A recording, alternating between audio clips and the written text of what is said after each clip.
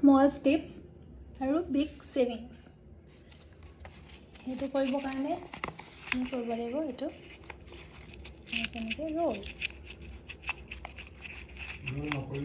roll কৰিলে হ'ব এটা হ'ল কৃষ্ণ আমাক 1,20,000 যিমান জলদি পৰা আৰু কৰিবা আৰু দেই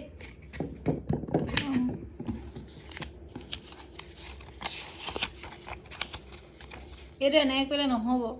দেখাই যায় এনেকৈ মুখ মাৰিব লাগিব পইচাটো মুখ মাৰি সৰু কৰি দিব লাগিব জেগাটো লৈ ল'ব